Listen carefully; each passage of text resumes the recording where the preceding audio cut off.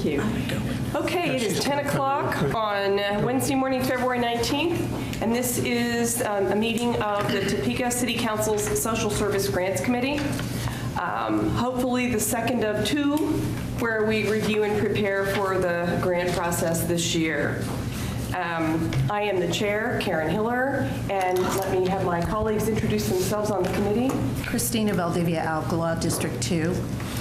Mike Padilla, District 5. And staff that's up at the front table. Sasha Haehn, Director of Neighborhood Relations for the City of Topeka. Corrie, Wright, City of Topeka Housing Services. Rochelle Vega-Ratana, Neighborhood Relations. And we also have in the back, away from a mic, Nick Hawkins from Finance and Budget. So thank you. And we have some attendees here. We will get started. Call the meeting to order. And our first item, is there any suggestions or changes for the agenda? Any additions, corrections? All right, we will go right to item 2, which is approving the minutes from February 4, which were, gasp, 15 pages.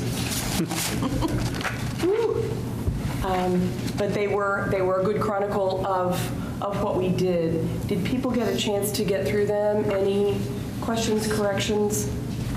I have one question because we talked about quorum along the way, and I think there was some agreement to change it, but there was not a motion.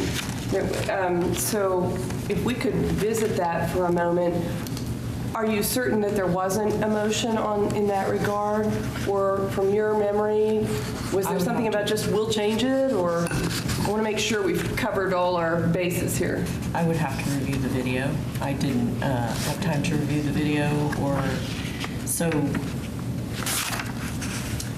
we talked a lot about that, and I know that my preference would have been for a motion from the committee if we were going to make changes to that. Yeah, what I saw was on page 9 of the minutes, Ms. Haehn stated feedback from agencies, 65% attendance requirement difficult, however many times they are able to meet quorum. Staff recommendation is to remove the attendance piece, and then we moved on to talking about the race and ethnicity, which we did vote on. Right. Page 10? Okay. It discusses it a little bit more, but I didn't see a vote. I think that was the last of it. I do recall, if I may, that we did word the language for that particular item, but I am uncertain if we voted on it. But I did go back and change the wording based off of that meeting, the last meeting. So it says meets regularly with quorum of board members in attendance at least 80% of the time. That's what we had decided. Yeah, for you. That's right. So in the bottom of page 10, motion, do you see that? The motion, that was it. The motion was Made. Oh, wait, look at page 11. The quorum is in there, thank you. Right at the bottom. I missed it. Yeah, Okay. 3-0, page 11. We just kind of slipped it into the middle of the race and ethnicity sentence. Okay, we got it, good. And we don't need to do anything funny with approving it. Well, I would entertain a motion to approve then if there are no. Move to approve. Second. Moved and seconded to approve. All in favor say aye. Aye. Aye. Those same sign? All right, we have those passed. All right, the next item is discussion and approval, kind of moving through the rest of the agenda that we had last time. The first item, maybe it was a little confusing to read, but item 3A says score sheet, allocations, guidelines, or appeals, and then it has a question mark, which I'm not quite sure why. Anyway, the idea there was, did anybody on reflection, review of the minutes, review of your notes, have anything that you wanted to reflect on and follow up on the actions from last time? Thank you. I do. Can we just get a brief overview of the steps, the actual step process when one goes through the appeals, when an organization appeals? Because I don't think I have clarity on that. Okay. Sure. So what happens is the applications get scored by the review committee. Those scores come back to us. We then send the scores out to the agencies with their score on each item and the reason for those scores if they ask for them. They have 1 week to appeal. Once they appeal, then we come back here, and then they have the opportunity to discuss that with the Okay, committee. and that little point, what is that? They have 1 week to appeal. What is the specific of what that entails? They just have to let us know that they're appealing and what they're appealing, what item they're appealing on their score. In writing? Yes, ma'am. Okay. And just for reference, and I think the staff had clipped out that particular section for us, but in tab 4B of last meeting's handouts, that tab was the RFP that goes out to the agencies, and on page 5 at the bottom, item G, describes that process as well. And it looked like, besides changing the name of the committee finally, that's what you just described and is how it's been done. We got some tab Right, pieces I think I last took time. the That's tab it. pieces That's off. it. Page 5, Okay. item G at the bottom. Quick question. Corrie, as you described it, when the numbers go out to the agencies with the scores, you said, and that there isn't an explanation for the score unless they request it. Is that correct? Okay. The reason being is it's in an Excel spreadsheet, and we have comments, and you obviously can't transpose those in an email. So we give them the score. If they ask why, then we certainly get those Okay. descriptions and put them back in. So you do assist them by giving an explanation of why they got the score that they did? The review committee does that. Okay. Yeah, so we take their comments back, and we put comments on each of the different Excel blocks where people lost points for the reason why. Okay. So it's not a staff interpretation, it's simply a cut and paste of the notes from the reviewers. That's right. Okay, and then when they come here for the meeting, it's basically going over what they sent to you in writing and then any further dialogue and Correct. kind of just hash it out. Yes. And then it's made at the time. The decision to stand with or to grant the appeal is made at that particular meeting. It has been in the past, yes. We did discuss, and at the last meeting, that the way the process is laid out, this committee is supposed to decide within 7 days. So there is time to take more time if needed, but that historically, maybe every single time, the decisions have been made same day. Is that correct? Yes. That's What I correct. recall from what's in writing and what we discussed. Okay. And just to try to flesh this out a little bit more, 7 days is given. Historically, has that ever been used, that time to look deeper into something or not? I mean, it's on, the 7 days is on there, so it's on there, I assume, for a reason, and I'm just wanting to know what the rationale was for putting 7 days on there if most of it gets decided at this level, at this meeting level. Yeah, so I think the 7 days, as opposed to like 20 days, was because of the budget. We were trying to get this process completed before budget came into the picture. I would suggest also, having been part of that way back then and having observed how it works, the decisions are made on the scoring, and so the appeal is based only on the scoring. Because people have requested their comments, if they wanted to, and have already filed for the appeal, what's happened before, you heard last time that sometimes there's a correction made and the appeal doesn't go forward, gives the staff the time to research, to get back with the review team and/or research whatever the objection is, so that the staff has typically come prepared with, well, the committee gets the same documents that the agency got, But if there's any research or if it's been challenged, then there's a chance for staff to have prepared for that before the committee comes together in the first place. I think the 7 days just gives a chance, just kind of like we do in the council meeting, if somebody brings up something new that wasn't presented before and the committee wants it checked or something, then there's time to do that.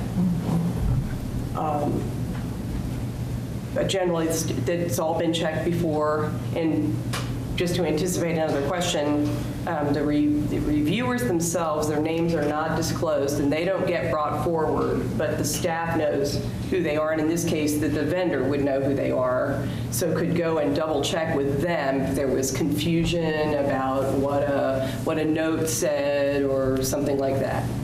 Correct? Correct. Okay, thank you. Sasha? Yeah, just to go back to the budget piece, because I was reading your what? I saw that what? So how we have laid out the timing of this process is this committee makes a final decision on the dollars that they recommend to the city council for funding for the following year, right? And we're doing that in that June-ish time period. Budget office needs that fixed number. We're done making any changes to it they like it by the 1st to the middle of June, because then they are still working on that, developing the final proposed budget with the governing body in that time period. So that's how it falls into that budget calendar. The agencies understand that we can't guarantee the funding amount, even though the committee recommends it to the governing body as a whole, until after the council votes on the budget the final time. So August 25th, basically, when it's due to the state, then we can tell the agencies, okay, this is how much is actually included in the budget. So it's kind of a moving target, really, until governing body votes on the budget. Okay, thank you.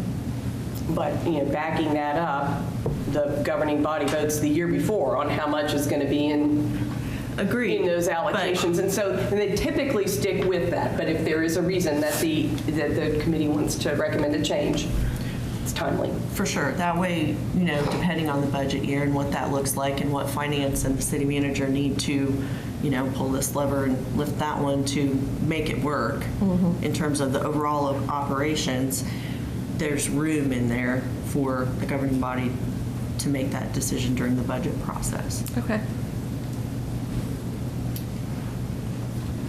More questions on that? No. And what we discussed last time was that, both in the past, but particularly this first year with the vendor, that, if there's, that should flush out if there are any concerns about how the scoring was done. Okay. And so that will keep us on top of it, and in terms of the trust of our entire governing body, that we've done the due diligence on that process, that should take care of it. Other questions about the score sheet, allocations, guidelines? Yes. All right, now that we've confirmed that what the chair couldn't find in the minutes, we've got those things set. That's good. Let's move on then to vendor fee source for future years. I can defer that to Councilwoman Alcala to start.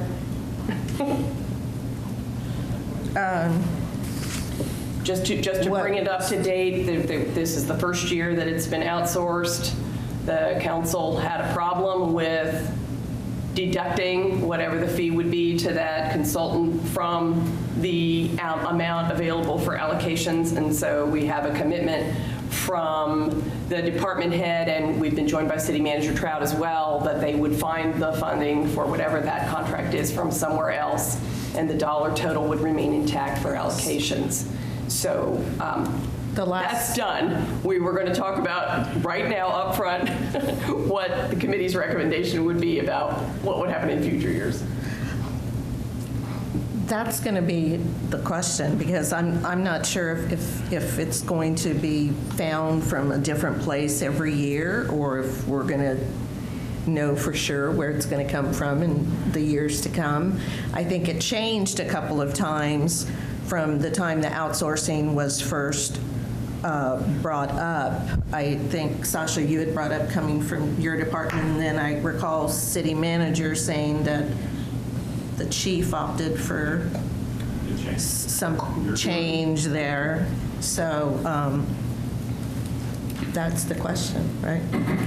I think perhaps, we don't need to decide, it's not even our role to decide where it comes from exactly, but there could be, based on what the prior discussion was, just to move this along, could be a motion to the effect that if the committee's feeling is that it should not come out of the amount allocated for agencies, and it should come therefore from some other source and should be consistent from year to year. Yes.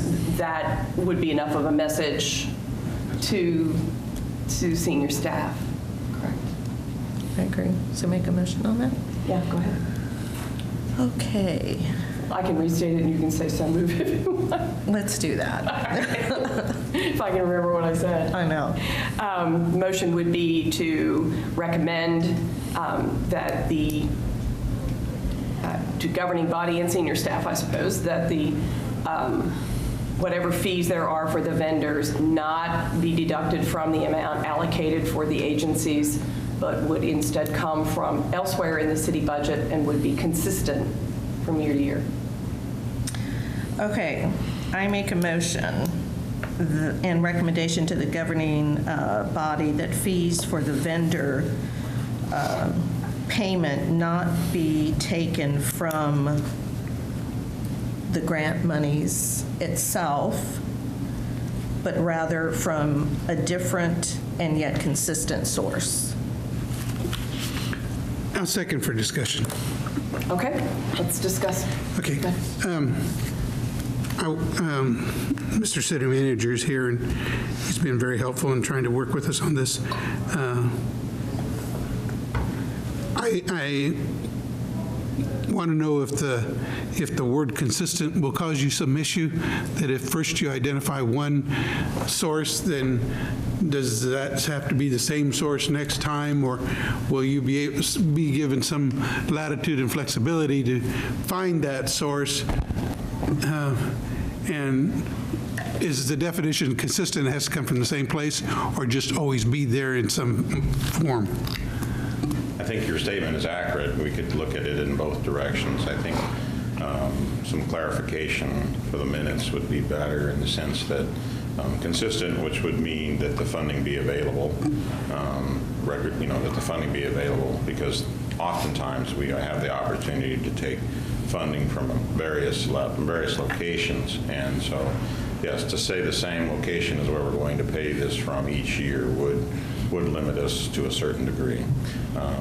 But more than likely, the source is going to end up being the general fund in order to be able to pay for the administration of the grants. And but there could be the possibility that a grant comes along that will pay for that, another grant other than the CDBG funding itself. I really think that that's, to me, the key is that your intention is that it not come from the CDBG funding, that it come from some other source of funding, so that we don't reduce the amount that's going to the individuals, the agencies that are providing the services. So from that standpoint, I think consistent could be an issue, but I think I think just some clarification through the minutes would be sufficient to say that consistent means the available funding for that to happen. That makes sense? Yes, it sounds like I was going to ask you for a recommendation that would make it, to take us to that point where it would be available without constricting where those funds would come from, and I'm supportive of that. And if we can make that clarification through the minutes so that it does still give you that flexibility, I think I can support that then. Okay.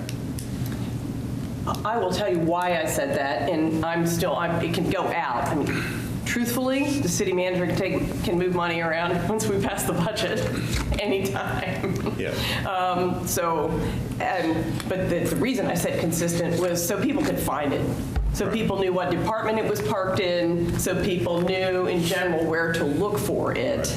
That consistency from a management standpoint just makes it easier for everybody. That's why I said it. It doesn't necessarily have to be in there, but I would hope that, we're kind of feeling our way around this first year, but assuming it continues, that it would settle into some pattern I'd have to go look for sure, but I would imagine there's contracted services line item somewhere in the budget for Every department. neighborhood relations, and nearly every department has that line item, and that's what this would be, is a contracted service. And so as far as an expense line item, it'll be contracted services, and whether or not we end up having some additional revenue source that helps us with that effort, that would be something that we would know from year to year, depending on where it's at.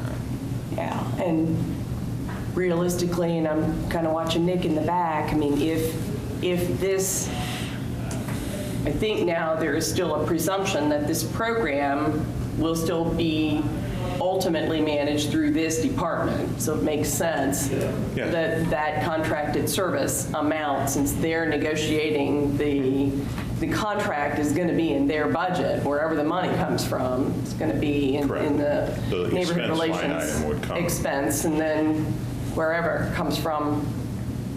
I mean, that's the kind of thing I was thinking of, just so we got it parked. You know, when we moved the contracted services, for instance, they all went all over the place. The money just moved around with them. Any further discussion about whether to take consistent, leave it in the motion or move it? No. I'm satisfied. Okay. All right. Then we will vote. All in favor, say aye. Aye. Aye. Opposed, same sign. Motion passed. We'll move on to vendor qualifications, and Director Haehn has handed out a revised scope of services, so maybe we can get a walk through that and an update. The addition to the scope of services included language that described, I'm looking for it, I'm sorry, give me just a second here, the appeal process.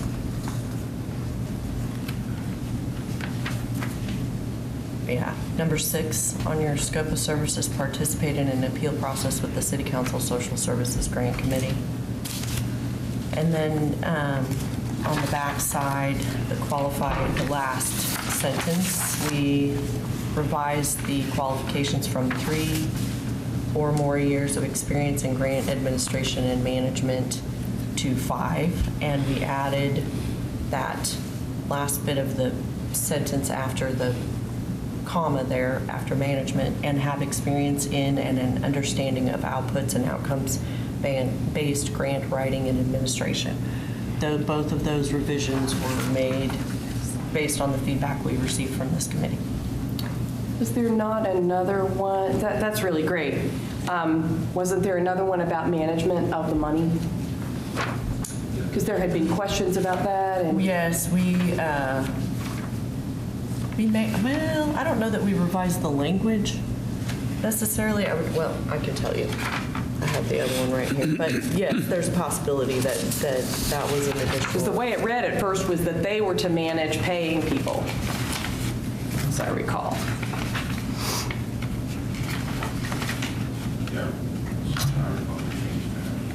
Okay. So, yes, we added number 9, provide the city's Department of Neighborhood Relations an invoice or statement of reimbursements to agencies. Number 10, the statement of reimbursements will serve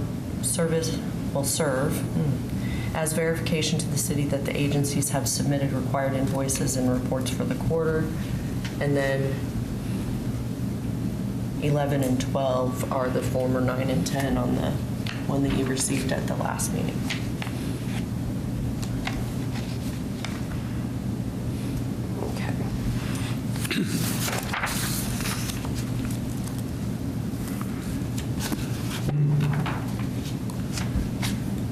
Questions about that? If I can ask about the very last one that you Please. spoke to, Sasha. Thank you, Chair. About qualified parties will have 5 or more years. You said that went from 3 to 5? Yes, sir. Okay. Is there, I'm sure you had a reason for that. And, The chair asked me to change it from 3 to 5. okay, for what reason? This is a pretty, this role is going to be seeking a team of experts who will review those grants based on outputs and outcomes. It's very important that whoever our vendor is understands those thoroughly and has fairly extensive experience. Even 5 years, having come through that world, is not a lot.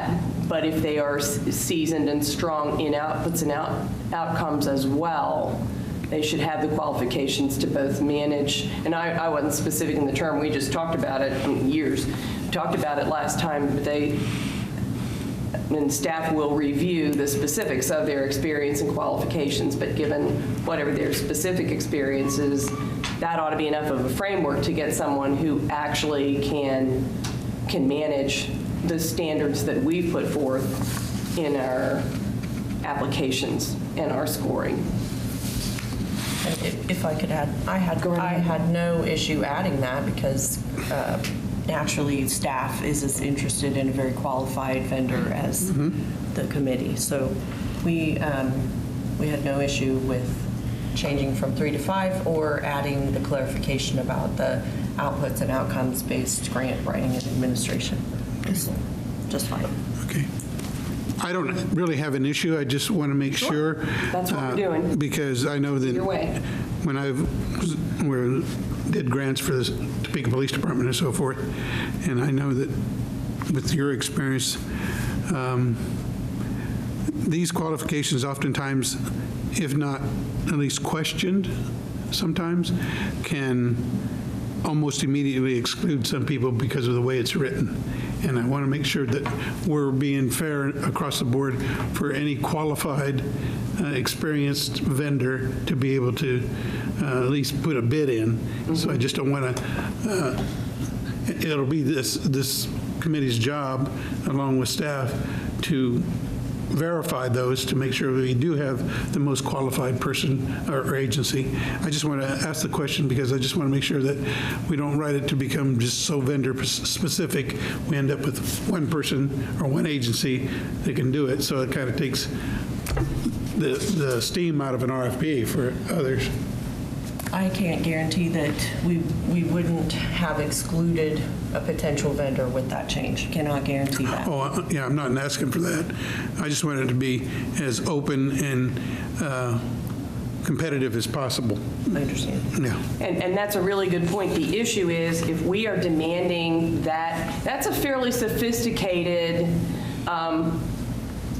what's the term, the paradigm to use. It's high level. I remember when it first came in as an agency, as a seasoned agency director and a good grant writer, it took about 3 years for all of us in town to get our arms around it, including having some really poor training from people who were, willing to train and were reading the book and trying to explain what it was and couldn't. And so I'm particularly sensitive to that because if we're asking our agencies to meet those standards and we're scoring them, half of their score is based on their definition of what the need is and their correlation of the outcomes to that and their understanding of what an output is, then we absolutely have to deliver a review team that understands that, or we're going to end up doing it ourselves. We don't want that. Okay, thank you. Sure.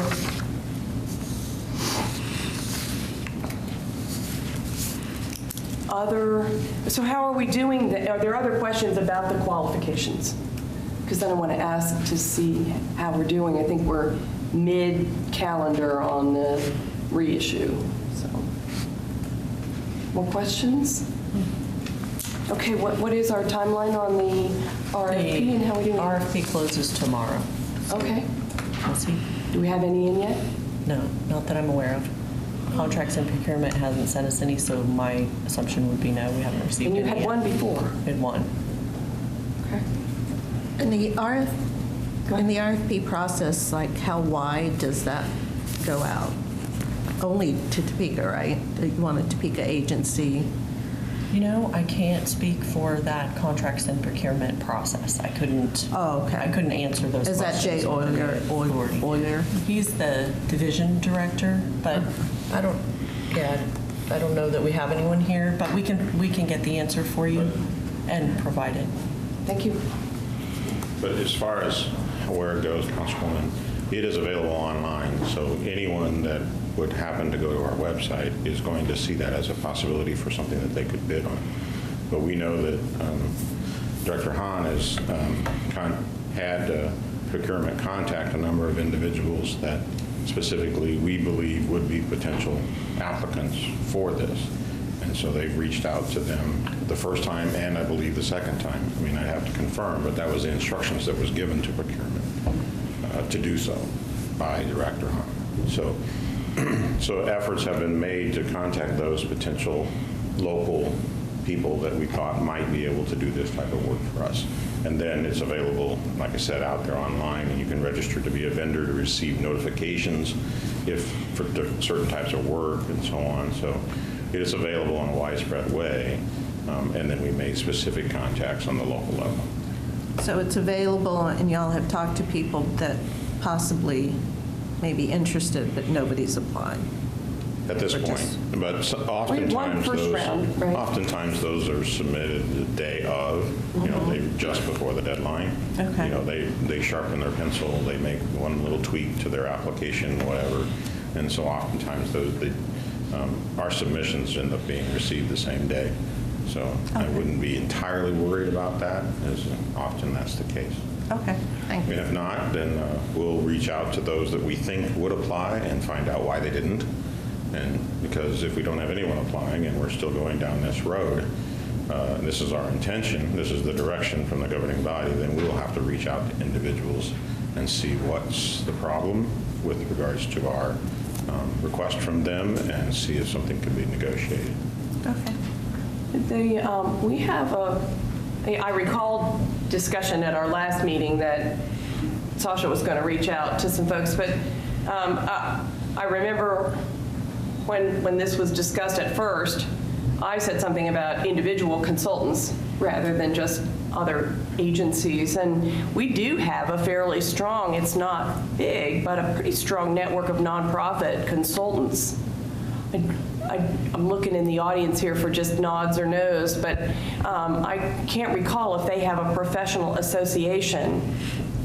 Does anybody know? But I'm thinking of 3 or 4 just off the top of my head. I mean, the fact that the city of Topeka would be offering a vendor opportunity for its social service grant process is not something that would be at the top of most people's minds. And those nonprofit networks, consultants, might not be cruising the city of Topeka's website very often. Well, I understand that, but we also have had quite a bit of press coverage related to this whole issue, so it's been in the public eye on a number of occasions. And so I think the knowledge that this is the direction and path that we're going through, both from the initial approval and then Councilwoman Valdivia-Alcala made her recommendation on rescinding that, so that made the news. So this is known in the public to a certain degree, at least locally, that we're pursuing this as a method of operation for this year's grants. So,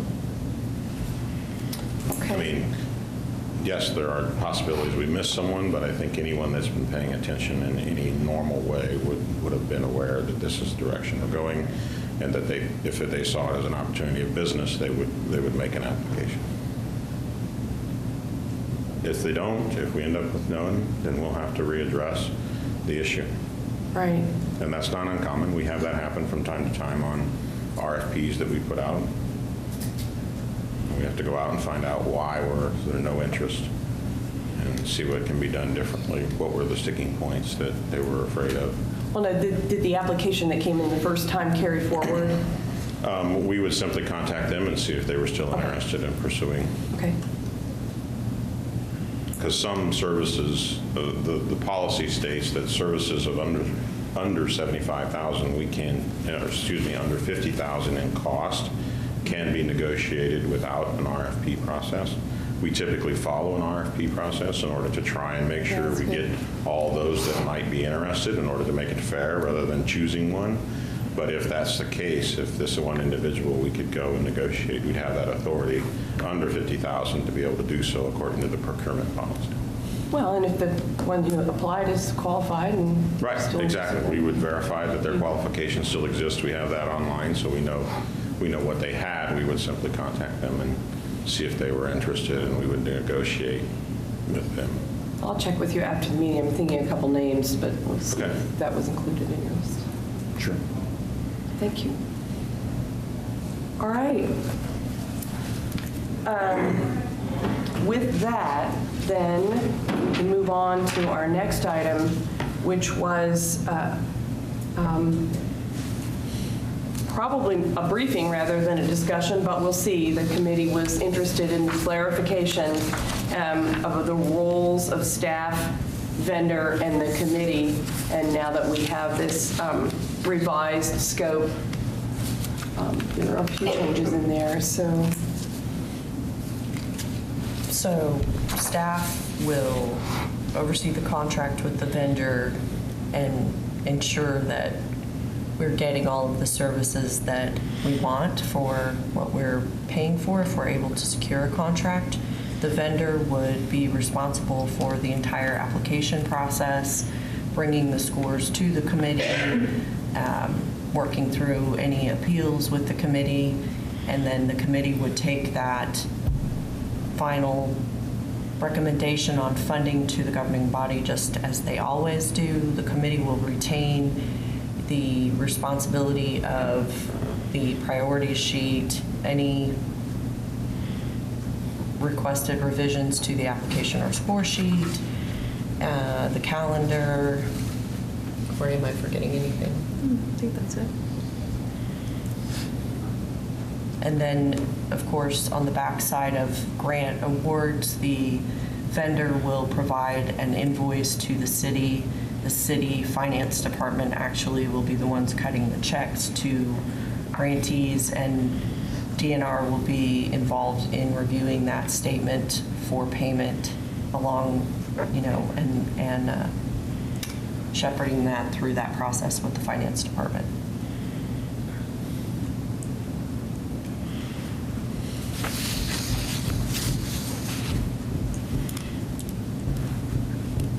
Any other questions? I mean, we're thinking back to just where that contact goes between the agencies and the staff.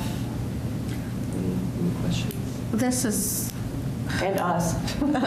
basic curiosity, but when something is outsourced, is it usual that the city retain the funding and cut the check?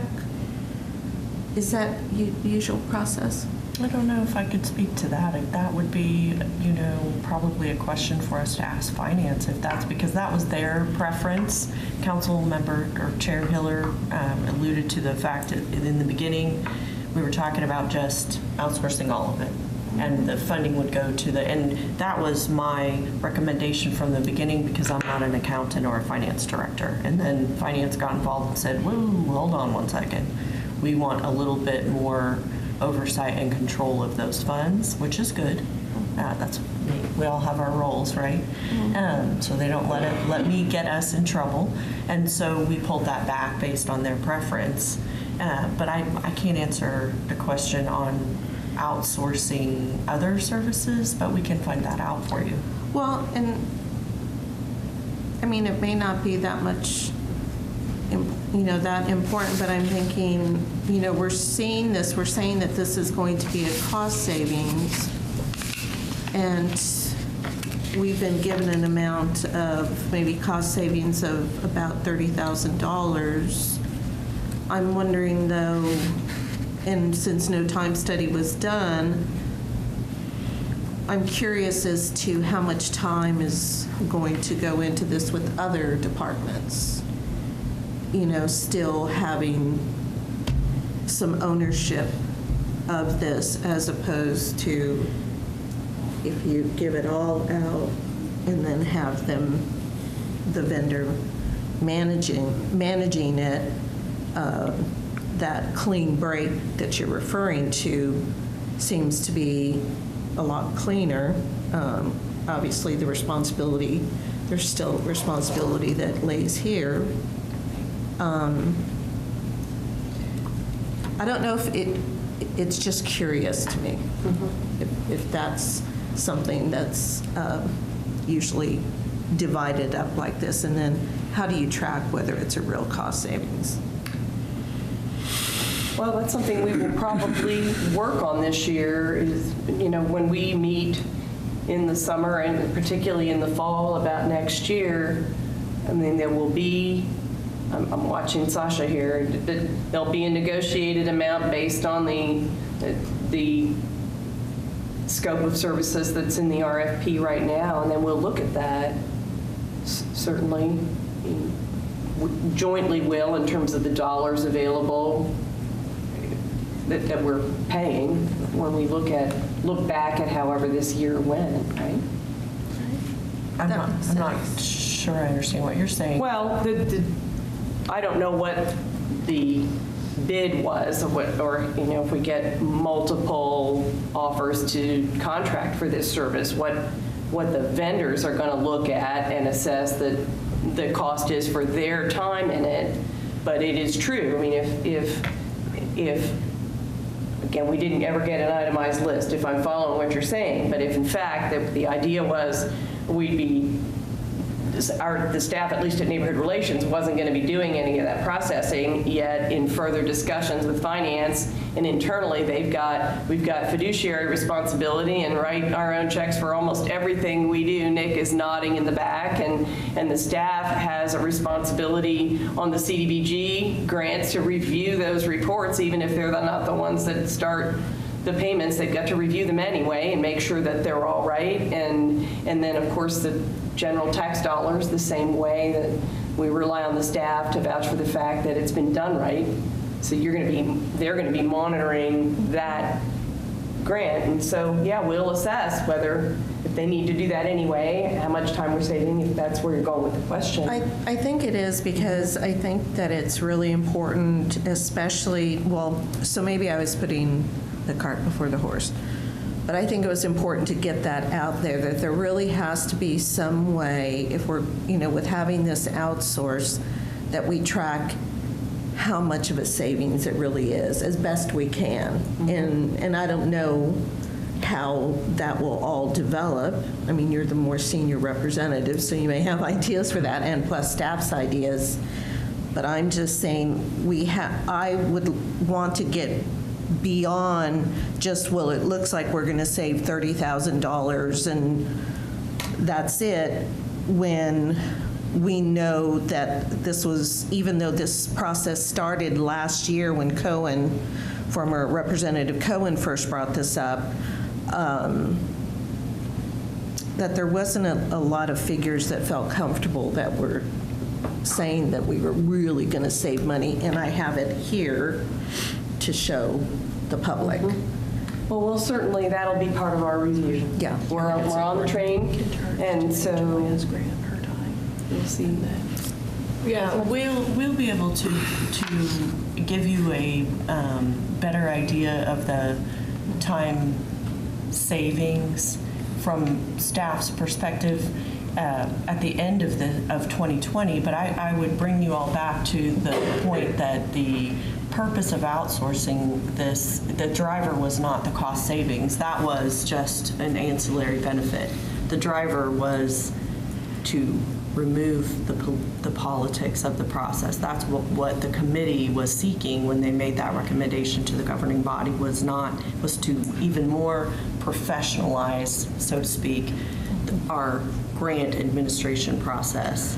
Yeah, well, to be honest, I think we should always look for the cost savings first to the public, to the taxpayer. And the other things, again, that we keep going back to with the political process, with complaints, with questions, with perhaps even challenges. I am, feeling like I'm, kicking the dead horse here, but that's our jobs. We're city employees. That's just our jobs. And I know it's tough. So, whatever Cohen made the reason for, however he did it, that was his job too. So we will see I had a comment. I'm sorry. That's right. I want to circle back to this again because agreed that the driving factor for the initial effort by then Chair was more that than the cost savings. The cost savings seemed to be a benefit from the consideration. And for me, and correct me if I'm wrong, the cost savings doesn't come to me as an idea of, I can show you exactly how many dollars, and now so where those dollars go. For me, knowing what it is to task a staff to spend this amount of time on a issue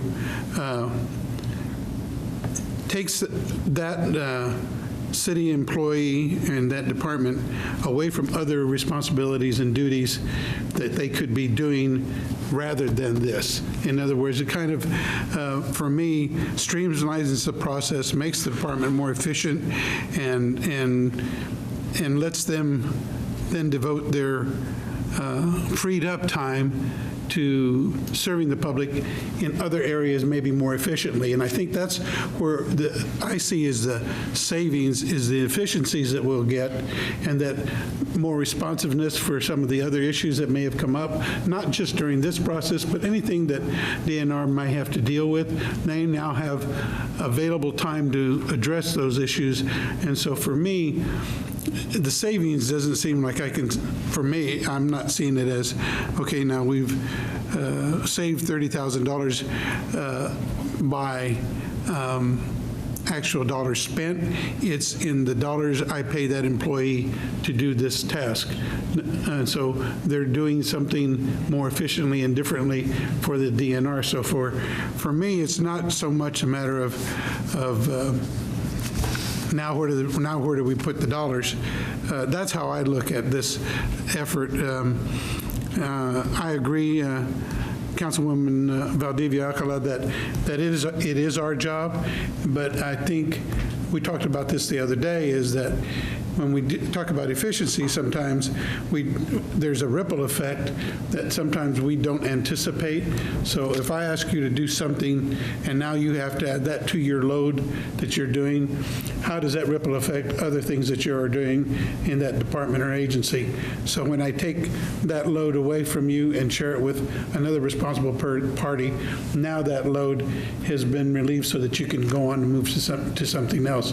And that's how I see our efficiencies incorporated into a savings of dollars spent on an employee's work time. And I think if you put a desk audit to what they would do, okay, now today I come in on Monday and the first 5 hours of my day I spent on this. That equates to how many dollars did I get paid to do this. Now, if I don't have to do that, I can do something else. I'm going to get paid anyway, but I'm going to be doing a different job. So that's how I kind of see these dollar savings or efficiencies coming around. Maybe I'm wrong. I don't think the city manager can tell me, okay, since we've saved $30,000 by outsourcing it, now I'm going to put that $30,000 somewhere else, because it just doesn't translate to that for me. And I agree that with Director Haehn that the initial effort was brought up by then Chair Cohen, more to relieve the body from having to have these deliberations and considerations rather than any cost savings initially presented by him. Well, let's all keep those things in mind as we watch the process. And staff, I don't know if you were sort of logging or journaling how this process is going right now. Corrie is nodding yes, but one of the ways this happened was, and I don't want this term to be taken negatively, but if the committee, there's segments of time. There's the time that the committee spends and the time that the staff spends with the committee to set that process. What happened was the integrity of the process got challenged last year. And so an idea for how to protect that integrity, we just send it to somebody else and say they did it, and we're going to support whatever these outsiders do. this committee came together not sure that that would work. You know, and when you look at what happened, this committee convened to say, we need to spend the time at the committee level with the staff to make sure that we have set a process that's very clear, that's as transparent as it should be, because the way to expedite it with the council is to make sure that we've done our due diligence here and that they trust that we did that the process worked. And shortening that process, shortening the amount of the committee time on the process and just wanting to go and not sharing everything with the council caused the trust to fall apart.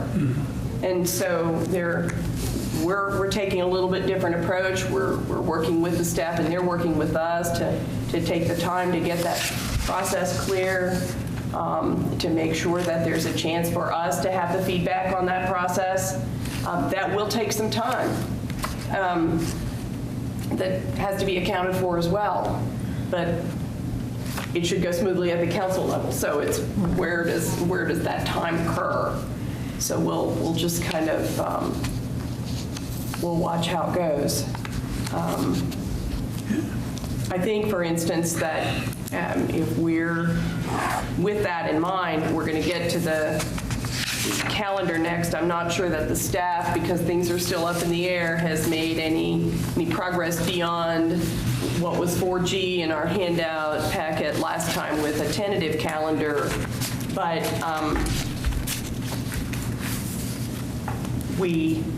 when we get to item number 4, I'm thinking that on that assurance line that we should go ahead, and the city manager's here thankfully, and Sasha, and at least send the score sheet and the allocations guidelines and a report on what we've done so far forward for the March 3rd agenda, which will be before you all do your RFP, to let the council know where we are and what we've done, and if they have any comments or concerns, to get them right up front. And that way, everyone should be fully informed on how this process is going forward. And by that time, we'll know for sure if we've got a vendor as well, so that we've shared everything that, and they've had a chance to question it if they wanted to before that RFP progresses, so that if there's any hiccups along the way, we can get them straight so that the integrity is strong through the process. So you're asking for it to be placed on the March 3rd agenda as a discussion item?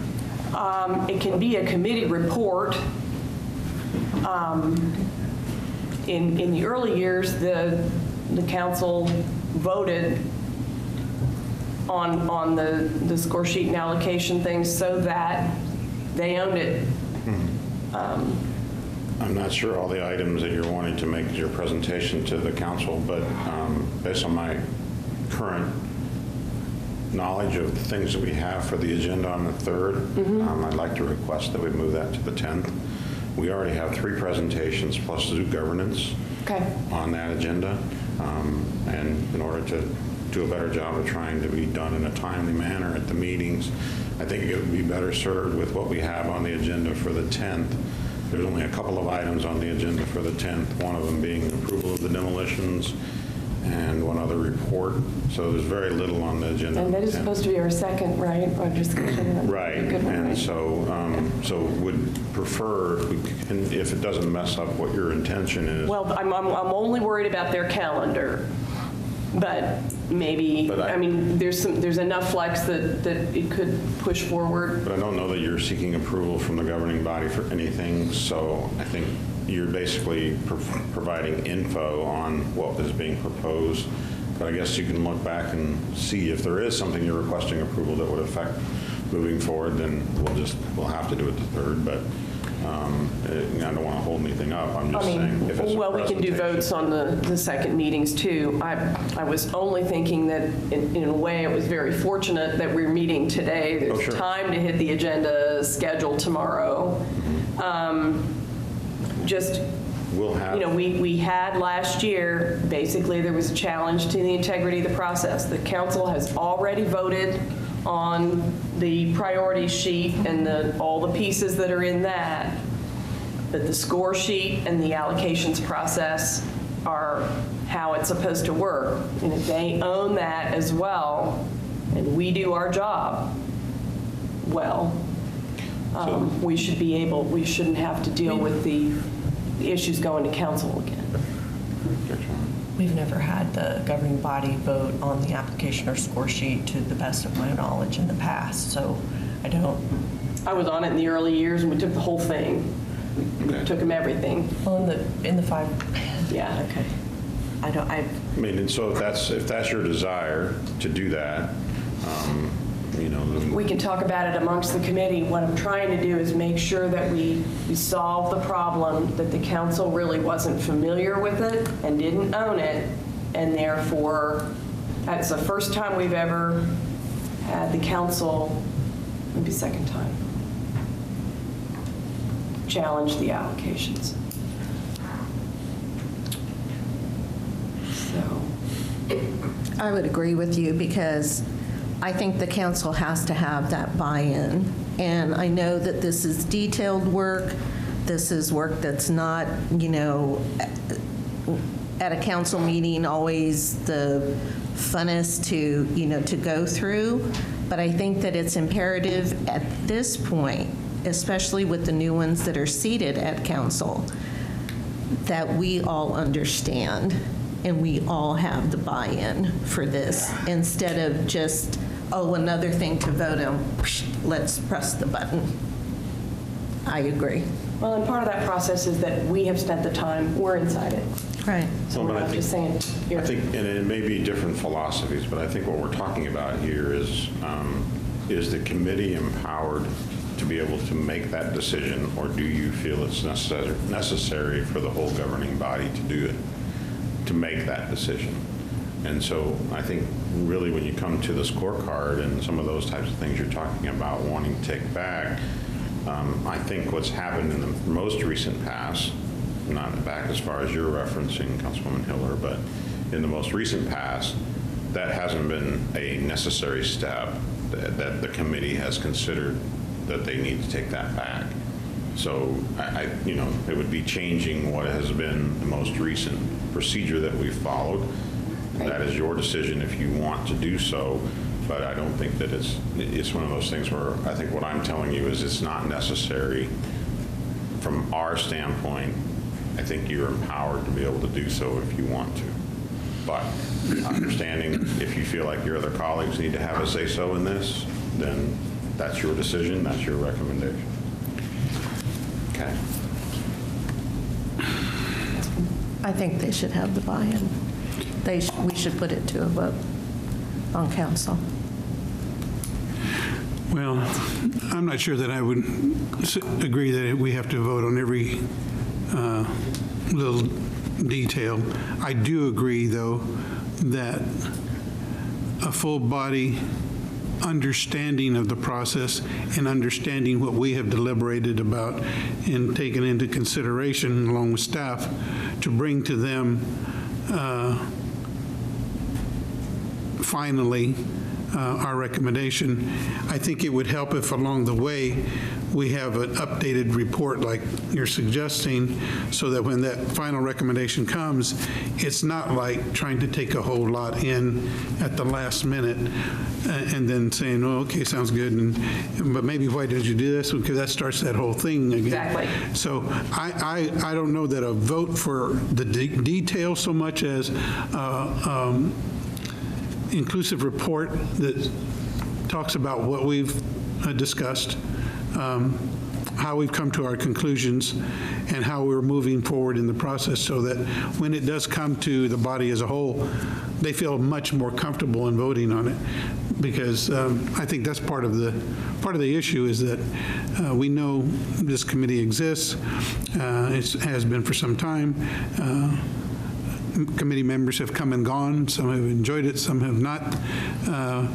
And I think the fact that some of it might be because they didn't know what they were getting into to begin with.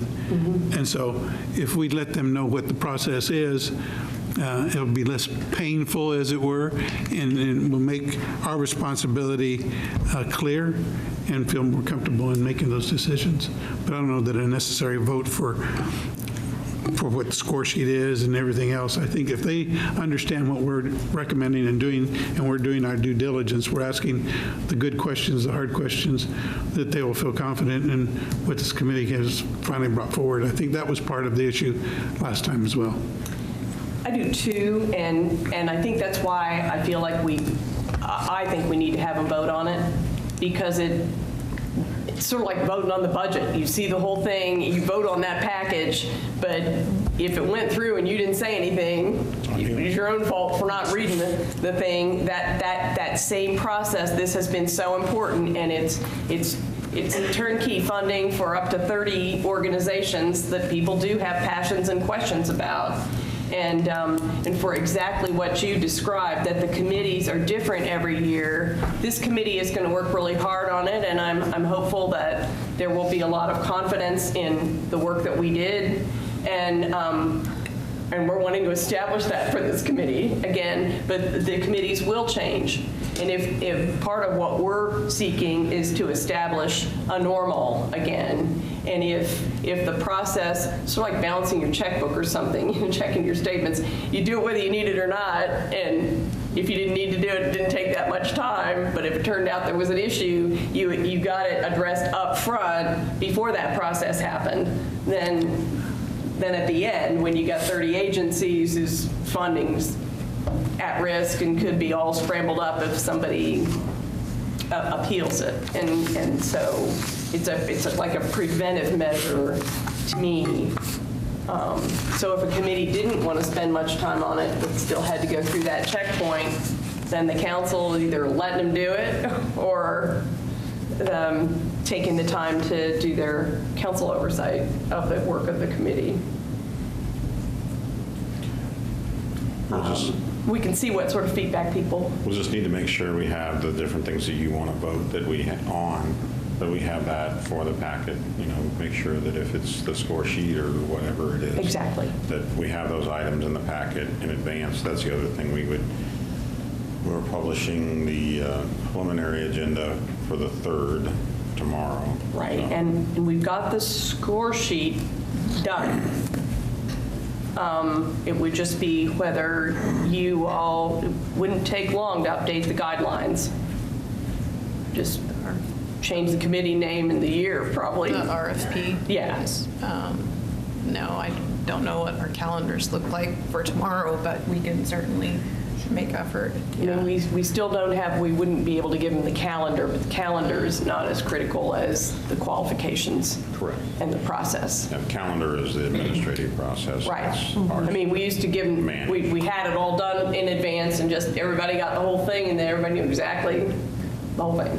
But we won't have that. And you know how strongly I feel about getting the stuff out in the preliminary agenda, so I'm thank trying. you for bringing that up. But again, if we didn't send this to council till the 10th, is there a difference from the staff perspective?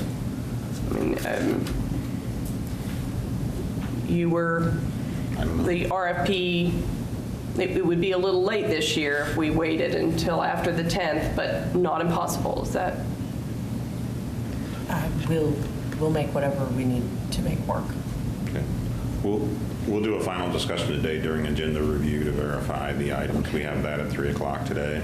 So staff will be meeting to solidify what goes on the March 3rd agenda. And so depending on if anything comes off or goes back Okay. on or how they feel about preparing the documents for that to go out on Thursday, we'll make a decision and make a call, and it'll be the 3rd or the 10th. Well, I'm hopeful that due to our hard work, it won't take much time on the agenda, but of course, we don't know. Yeah, and we're also looking at the potentially the governing body goals and objectives and stuff. That's right. We discussed on the 10th as well. That's right. So,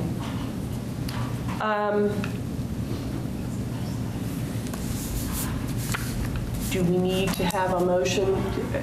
This would be a committee report. I just need some help on that, whether we need a motion to report out to the council at either March 3rd or 10th and ask for their affirmation.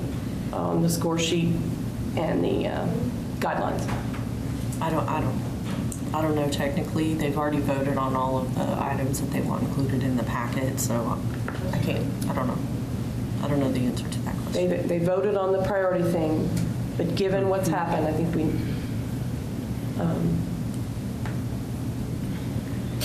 all of the motions are stated on that report. So everything that you've been voting on this last couple of meetings will be included in that committee report. correct. So Yeah, if we, and I can work with you on that, but if we do, if the committee report has our motions, and then we attach the score sheet and the, whatever it's called, allocation guidelines, RFP, then that would give them what they need, and we can tell them about the calendar as far as it's developed. Okay? So we need to develop a motion for this? Is that right now? I think so. Let's just do that.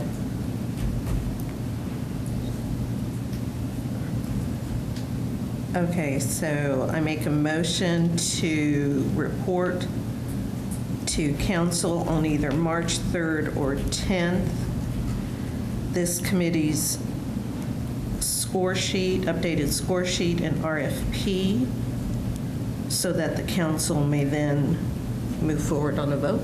Yes. That is my motion. I'll second it. Further discussion? All in favor, say aye. Aye. Aye. Opposed, same sign. Let's move on to item F, the post-process agency survey. Didn't specifically ask staff to draft up anything in advance of this meeting. Have you all had something in mind or penciled? I think we were kind of wanting to know what direction Okay. you guys wanted to And the go answer in was before. okay? Yep. I think it was Councilwoman Valdivia that wisely said we should put that on now. Some thoughts, guidance for staff to, and we'll be able to report that to.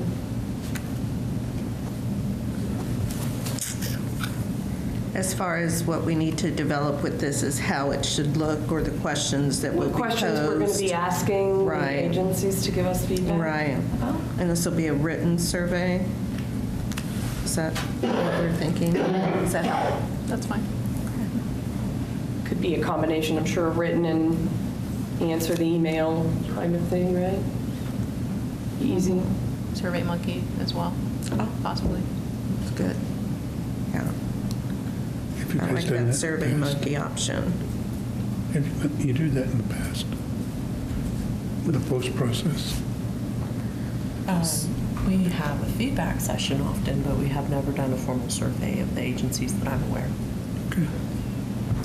My recollection is that we discussed that this time we would because it was a new process. Right. It was something, okay.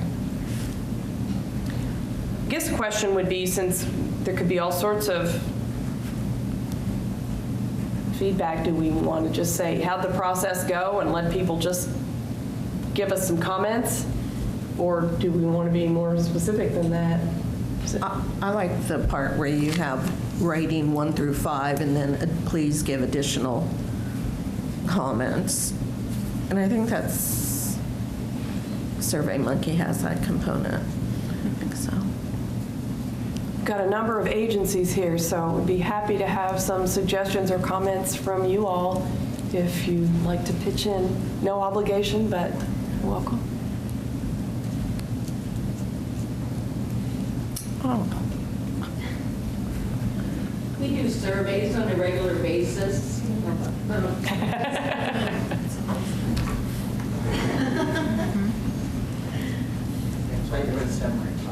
Does that get up? We do surveys on a regular basis at LULAC, paper surveys. They're not real successful. Face-to-face surveys are good. Telephone calls are also good. I understand you have to have a paper trail. I also understand you're working with a different group of folks than I am. But I can tell you personally, paper surveys that come to my home don't get filled out. Hardly ever.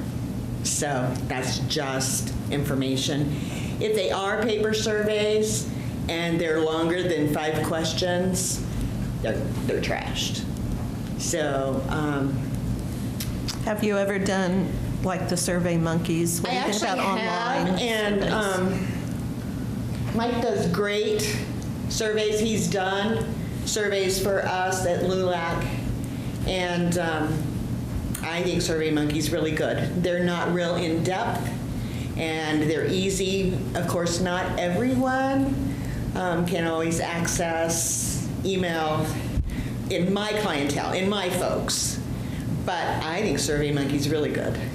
And so if you being an agency director, if you had to fill out a survey, Survey Monkey would be something that you would be more And I do inclined, lots of because it's those. pretty tight. It's a pretty tight system. It is, and I do those frequently, and like I said, I asked that he do a survey for us. And it was pretty successful, first time. Okay. Was that for transportation? That was general. It's a general program. Okay. General. And I forgot to introduce myself. I'm Kathy Votaw with LULAC. Thank you. Thanks, Kathy. Hi, I'm Laura Pederzani with Midland Care Connection, Inc. We do a lot of grant writing there. I am a grant writer researcher for them.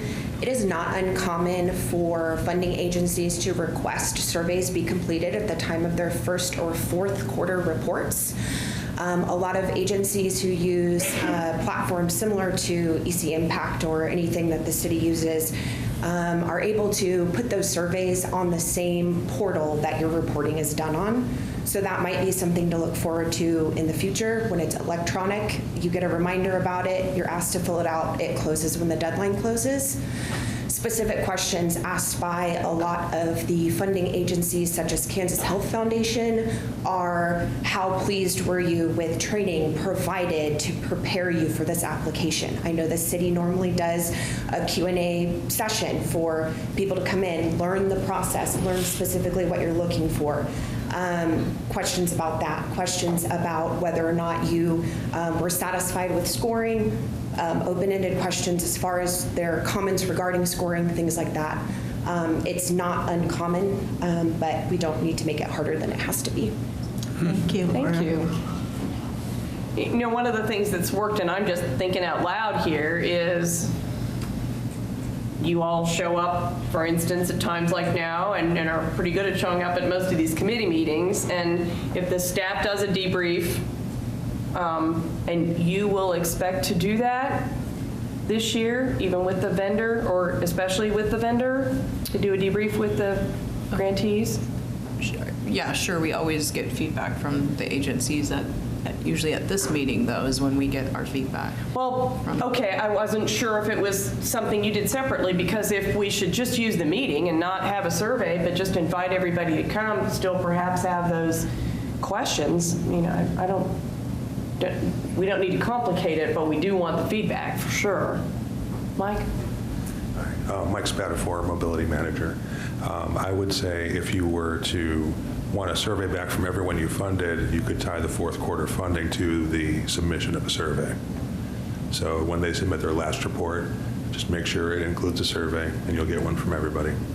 Well, but what we're going to want is we're wanting to evaluate how this process went in August or September before they even get their first check out of this process. Sure. So it would be pre-grant, you know, pre-contract. I don't think anybody in the room would mind 4 surveys in a year. Just keep connected that way. I agree. Because it's a process, and if you keep checking along the way of the process, that's how you identify it, not way at the end. And I think it shows a level of wanting that, to hear back, wanting that feedback. And So that same process could be used, whether the vendor is using EC Impact or whatever, to sort of send it out through that to the applicants who may or may not be current grantees. And so if we're wanting feedback from the application process, we would have to get it through that pool and that process then. Thank you. Okay, thank you. Thank you. So what I'm hearing is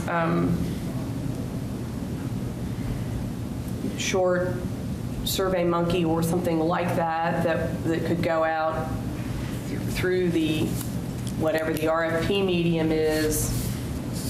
Suggestions were, I like them when there's only 3 questions, and so Kathy. If it's how was the training, how was the scoring, and how was the process, which would be what we're doing as well as interactions with staff, whatever, as long as people can explain their score, whether it was good or bad or something, a suggestion, then maybe that would do it. Good. Yeah. We may have some more thoughts when it gets closer, but is that enough to frame up what we have in mind? And that we want to do that probably in August, right after the city's budget is passed, so that those allocations are final? Would that be the time to do it? Yeah, I think so. Okay.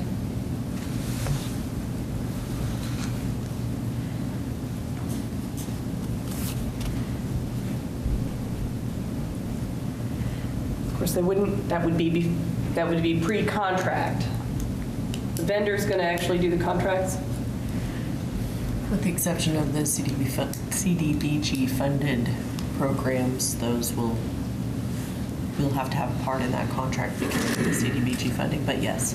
Okay. Well, either way, and I think it was you that pointed it out, we're really, this time, there's like a half year, and then we'll have a full year if we want to evaluate the process of the grant allocations process. We're just going to need to do that before anybody's been through that second half of actually contracts and contract administration.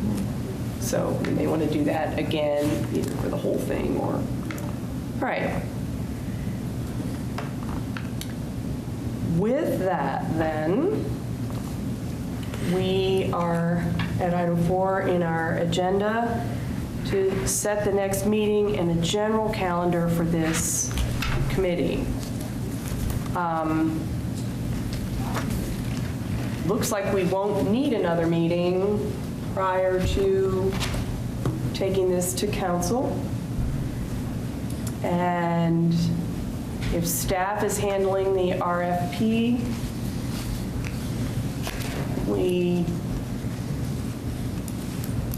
unless something goes wrong at council and we need to come back and retool something, or I suppose if we don't get a vendor, we might need to meet. And even if we don't get a vendor, I'm not sure we do. It just would go, right? Just take care of it. So we really don't need to meet. We were going to meet about either just the senior services or all services sometime this summer. We want to decide for sure which or both of those and how we want to structure that, and we can get started on getting ready for summer. I mean, in general, and we talked about that in I think their very first set of minutes, we needed to get through this process. We needed to set what we were going to do this summer and when we wanted to do it, and then we would meet again in the fall to review the whole process and make our recommendations to council for next year. So everything from whether 10:30 on Wednesday morning or 10 o'clock on Wednesday mornings is good, to exactly how we want to pace that. That date and time, or day and time are good for me. So Wednesdays at 10. Are those generally good for you, Mike? Yeah, pretty much, yeah. All right. And this is, what's today? Third Wednesday? Second third Wednesday. Does the week of the month matter for either of you? No. Third Wednesday is probably as good as any for me. Okay, what do we want to tackle this summer? Seniors for sure. Yes. Something that's occurred to me is that one of the benefits that we could have from our vendor is a different perspective on the questions that we ask and the scoring that we have based on how other processes go as well. We may get that from the seniors themselves, just if all we do this summer is seniors. But if we chose to look at, for instance, if we want to score budgets, I went back through and looked, and though we asked about it, that the agencies are not being asked to give their whole agency budget anymore. They're just being asked to give a program budget and the funding sources for that program. So if we wanted to score on budget and wanted to figure out how other people do that, we might want to explore that. We could do that this fall, once we talk about how our process went perhaps and see who our vendor is. But there are a couple different things in there that we're going to leave go this year, but that we may want to look at. Let's talk about the senior services. If we're going to do that, do we want to invite those services as well as the other funders that they have? How do we want to learn about what they're doing, the other funding sources are, what those processes are? Is that correct? I think it's important that we have an overall understanding of how they manage the monies that they receive. Okay. I don't want it to be an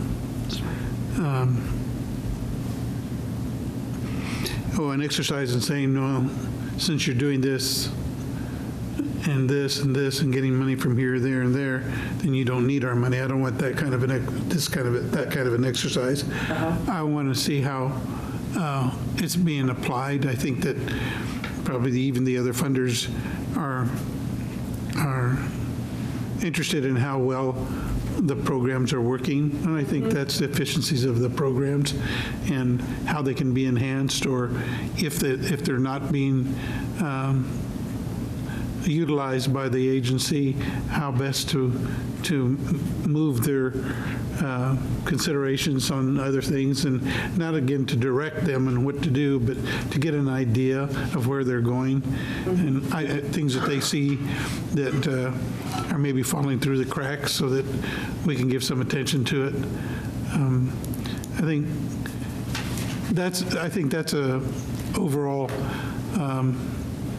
obligation by the governing body to understand how this is an important committee and this is an important service, because that's also been sometimes questions of whether or not we should even be doing this, and that the city of Topeka should be proud of the fact that they do in fact do it. So I think the more we know about how we're helping the community with these social service grants, I think it's general good information for the whole governing body. So I like that idea. I would agree with the majority of what Mike said, and I also like the idea of a roundtable discussion. I think that lends itself to more a true community setting, and hopefully a more relaxed environment, which I think is important. Do you want to, one of the challenges that we have with this program is that the agencies who apply to us for funding, we see just that, and for many of us, that's really out of context of what all else is going on, what all the needs are, what the other services are, what the other funding sources are. Is your thought that we would focus particularly on the agencies that the city has funded in the past, or do you want to see the full realm of senior services that are available to senior residents of Topeka? That's a good question. I don't know that I want to take that whole big pie, but it's certainly, I think that we have a responsibility to look at those that the city funds and see if there's some gaps there. Again, if they are then to be addressed by city programs, or then the consideration could be that they be linked to other resources in the community. But I don't know that I would want to look at everything that is out there in the community. That might be awful lot to take in, but. And I know that there's been some concern, and I think that we should always have concern about it or be watchful that we're not having duplication of services. However, when it comes to the senior agencies that, have received grant funding from us, they are in their particular sections of the city where, to me, and I'm sure to the directors as well, one of the important components is to keep them where they are and keep folks coming to them that live around them. I mean, I know some folks are shuttled in, but to keep that stability of place and location and programs for as much ease to the seniors as possible. So I kind of agree with Mike. I think that if we start looking at this too widely, we may end up biting off a little bit more than we can chew. On the other hand, and we've got a conferee coming up, if we don't somehow have at least a list of what the other agencies and services are, then we don't have any context. And so if we're worried about something falling between the cracks, for instance, or duplication, if all we're looking at is the bite of the elephant and not the elephant, then how do we know? And so if our focus would be on are you really thinking the 3 senior centers? Because we fund other programs for seniors as well. You're really just thinking focus on the senior centers? What other senior programs do we fund? JAAA. Well, I'm Susan Harris with the Jayhawk Area Agency on Aging. So we do receive City of Topeka funding for senior programming, specifically our Older American Act dollars match, federal match money, and then our Senior Health Insurance Counseling for Kansas program. We do many other services, but we receive funding for those 2 programs specifically through City of Topeka. Okay. And I would love to be included in any conversation regarding seniors. I mean, that's our whole focus. I think if the agency is receiving some city funding, I think we need to include them. Right. But I don't want to get so far afield that if there's some other nonprofit agency that we're not affiliated with or we don't contribute to, then I don't know that it's our purview to get into their business. And to your point, just making sure you had a list or information, I mean, that, as the Area Agency on Aging, that's part of our whole charge, is to provide information and referral and resources to the community. So we would have available that information to provide you that, Midland does this or somebody else does that what's out there in the community. So you could we provide have that information. Yes. Wonderful. Yes. That way we don't have to assign it to some of these guys, which was one of the next steps. So perfect. We can do that. Thanks for jumping out. Thank you. And hospice as well, does seniors? Well, I actually took my name tag off because I am speaking as a citizen of District 2, not in my formal capacity as a grant writer. But again, my name's Laura Pederzani. I am glad Susan jumped up here because that was part of what spurred me to get up. They're, again, focusing on non-duplication of services and trying to streamline the process. Utilizing the agencies that are sitting in this room is something that I think we can definitely improve on. And to second, Councilman Padilla's comment about I feel as a constituent, it's important, and I will throw this out there too, Midland did not receive funding from the city. So I'm not saying this as someone who's even receiving funds. I'm saying this as a citizen. The organizations that put in the work to complete the applications should be the first organizations brought to the table, not necessarily organizations from outside who didn't even go through the process. If you're thinking about, learning about different services and things like that, I just felt like that was important to reiterate, and I appreciate you bringing that point to the table. So thank you. Thank you. Meals on Wheels, too. Don't we fund them? So, I mean, I think But even healthcare access, unless they don't provide any medicine to seniors, which I don't think is the case. I mean, we have a number of agencies Yeah. that serve seniors in different ways. Right. Is Tawny still back there? Does Community Action do? Yeah, I there see she the is. hand. Do you guys do anything with seniors, right? Well, you do weatherization, emergency repairs. Yeah. What else? Yeah. Yeah, so I think. I think we'd be surprised. Yeah. This is with the focus. Of these organizations that are already have applied or going to apply, bringing them all to the table, I think is obviously with the senior centers as well. So what I'm seeing as and we can work with staff to get this put together, but what programs we're funding or we're involved with as a city, what else is out there, at least as a reference point, what may be falling through the cracks to discuss that, how the agencies are managing the money that they receive, and what funding sources is everybody using? Is that a start? So perhaps structure a session where we get some information out at first, and then the roundtable discussion focus would be what?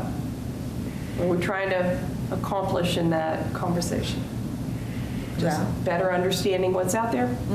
Yeah, I think that's it. And, you know, I'd like to hear, you know, just like we just heard, just quickly, some people give the opportunity to tell specifically how well they're doing or how much help they need to do better. And I think that hearing it directly from them gives them an opportunity to tell about their agency in a more one-on-one, not on the paper kind of a exchange. Okay. All right.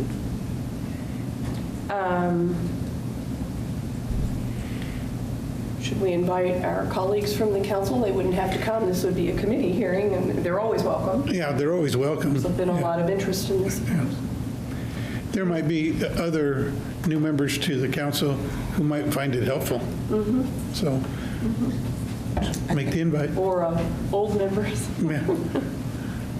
I think, or our partners should come from, you know, different places, and I would even say, this may not be the place to say it, but I don't know, GTP, because I've been talking to them quite a bit, and I'm sure Mike has too, about the importance of our aging population. I think it's important that they hear these dialogues, especially as they are restructuring. They're doing an adjustment to the 2022. Right. Right. And it's the highest, it's a growing population in Topeka. Sounds like it's almost turning into a summit, but at least for our purposes, this would be our committee wanting to learn more and inviting our funded agencies. Well, you know, you're asking.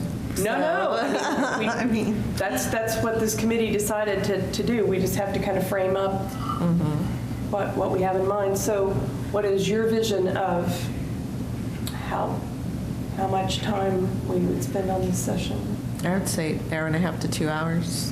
For the big session you're talking? Oh, at least 2 hours, because you want to give them plenty of time to talk. And with regards to GTP, I think that's a good idea as well. I don't know that they need to be in the room at the time it happens, but certainly there, yourself and me and others, and Karen, you spend a lot of time up there, that the information can be relayed to them and shared with them as part of their planning as they do their readjustments and realignment for Momentum 2022. I was in a meeting just yesterday when they were talking about that. And Brent, are you on the leadership team for Momentum 2022? I go to, yes.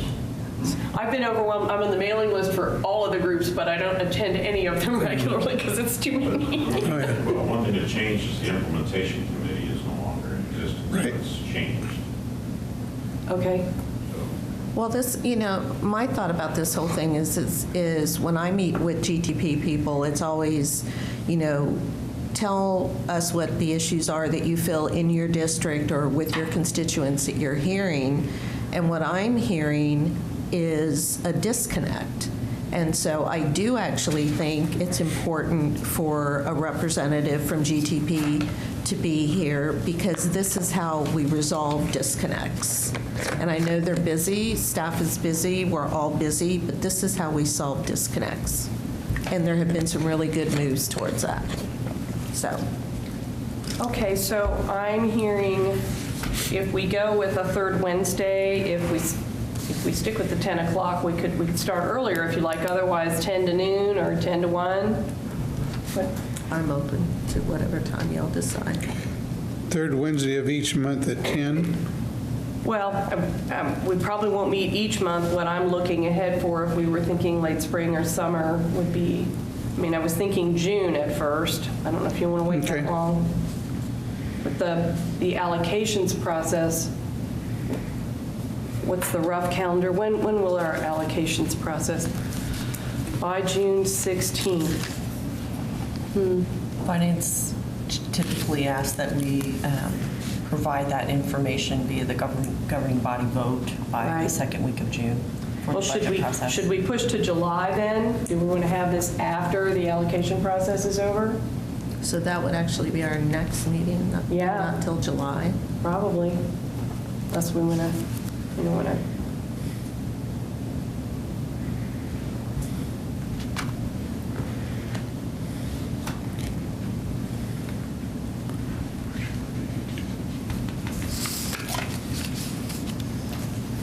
we could do it, but it'd be awkward to do it in the middle of the allocation process. Right. Yeah. So with that Makes sense, yeah. means July 15th. Okay.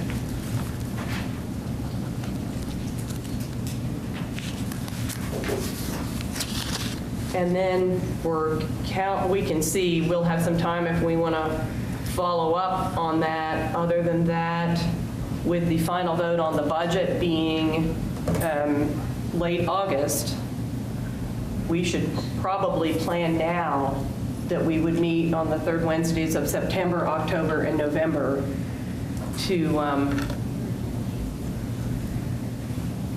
oops, I can't do October, but meet in September, October, and November to have our post-allocation meetings and the planning meetings for next year. Okay. Does that work? I have a conflict on the third Wednesday in October. Do you want to just go with second Wednesdays, or Bob? That'd be the 14th? Yeah. I could do the 14th. Okay. So we're talking September 16th, October 14th, and November 18th. Okay. Okay.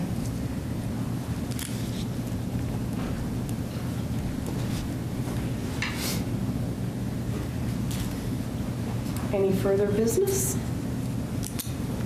Team?